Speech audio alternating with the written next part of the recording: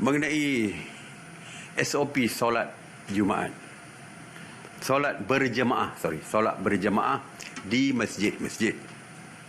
Saya ingin berterima kasih kepada jawatan kuasa masjid, imam dan karya masjid, kerana saya dapati bahawa masjid ini amat mematuhi SOP yang dikeluarkan oleh kerajaan. Misalnya masjid-masjid, sebelum kita nak bersemayang, nak solat Jumaat, kita perlu mendaftarkan nama kita dulu, baru kita boleh pergi. Dan mesti membawa sejadah sendiri, memakai mask, memakai pelitup muka, dan tak ramai yang mengambil air berwuduk di masjid kerana kita tidak menggalakkan. Ya, walau bagaimanapun terdapat kes-kes di mana apabila mereka pergi sembahyang untuk solat Jumaat terlupa membawa sejadah. Apabila terlupa membawa sejadah, oleh kerana striknya, tegasnya pematuhan SOP di masjid, mereka tidak dibenarkan masuk. Mereka terpaksa balik.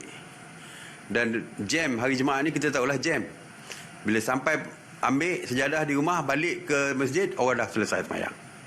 Jadi ramai yang merayu supaya dilonggarkan. Ya, begitu juga ada yang nak sembahyang subuh daripada luar, datang daripada jauh-jauh, singgah di masjid untuk sembahyang, lupa bawa sejadah, tidak dibenarkan. Hanya kerana tak bawa sejadah, kita tidak benarkan.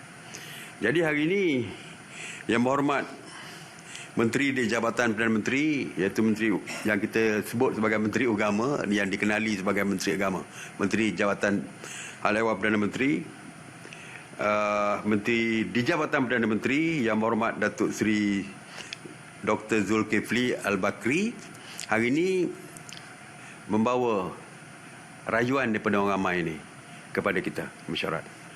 Dan setelah mendapat pandangan daripada Kementerian Kesihatan dan seluruh mesyuarat, kita bersetuju bahawa membawa sejadah tidak lagi dijadikan sebagai satu perkara yang wajib, yang mana kalau tidak ada sejadah tidak boleh dibenarkan masuk untuk bersemayang. Kita boleh benarkan. Walau bagaimanapun, kita masih lagi menggalakkan supaya membawa sejadah sendiri. Oleh kerana sejadah tidak lagi diwajibkan, tetapi kita tidak boleh berkompromi di segi keselamatan, maka pelitup muka adalah wajib. Pelitup muka adalah diwajibkan.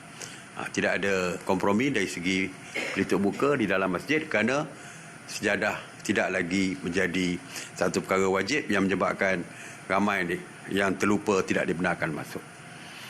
Oleh itu, kita menggalakkan masjid supaya menyediakan pelitup muka di pintu masuk masjid. Maknanya masjid boleh jual. Kalau 3ply itu RM1 yang diumumkan oleh KPDN HEP. Jadi mereka boleh hadirkan pelitup muka di situ, di pintu masjid, supaya boleh dijual kepada pengunjung karya ataupun individu yang ingin bersolat di masjid tersebut. Ataupun kita juga mencadangkan, kalau mereka nak buat kertas pakai buang untuk dijadikan lapik menggantikan sejadah, mereka juga boleh menyediakan. Jadi kita benarkan inisiatif di kalangan jawatan kuasa masjid untuk membuat. Mungkin mereka sediakan kertas, boleh digunakan untuk semayang, lepas itu boleh dibuangkan, jadi pakai buang. Jadi perkara ini juga boleh dilakukan. Jadi ini yang kita longgarkan sikit, tetapi masih lagi tegas dari segi penjagaan kesihatan bagi mempermudahkan dalam kes-kes tertentu yang mereka tidak dibenarkan berjemaah.